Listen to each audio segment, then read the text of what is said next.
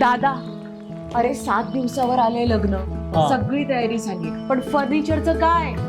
गृहवस्तू भांडार 10 ठिकाणी फिरण्यापेक्षा आपल्याला हव्या असलेल्या वस्तूंच्या हजारो व्हरायटीज एकाच ठिकाणी पाहायला मिळतात, फक्त गृहवस्तू भांडार मध्ये. संगमनेर शहरातील अवैध कत्तलखाने शहर पोलीस आणि नगरपालिका प्रशासनानं उद्ध्वस्त केले. शहरातील जमजम कॉलनी त्याचबरोबर मौलाना आझाद मंगल कार्यालयाच्या पाठीमागे असलेला हा सर्वात मोठा कत्तलखाना उद्ध्वस्त केला गेला. या ठिकाणच्या पत्र्याच्या शेडमध्ये रोज हजारो जनावरांची कत्तल व्हायची. हे सर्व कत्तलखाने पोलिसांनी आणि नगरपालिका प्रशासनानं मोठ्या बंदोबस्तामध्ये उद्ध्वस्त केलेत. शहर पोलिसांनी वारंवार या भागामध्ये छापे टाकून हजारो किलो गोमांस त्याचबरोबर अनेक जिवंत जनावरांची आतापर्यंत सुटका केली आहे. मात्र वारंवार कारवाई करून देखील या भागामध्ये ही कत्तलखाने सुरूच होते.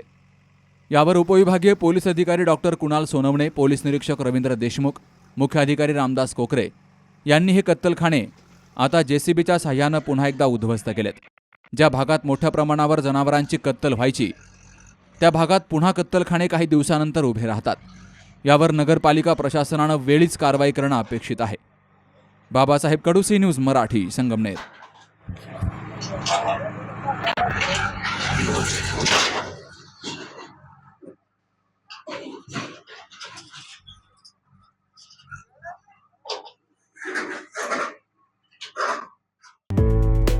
डॉक्टर पावसे अर्धांगवायू पुनर्वसन आणि निसर्गोपचार केंद्र.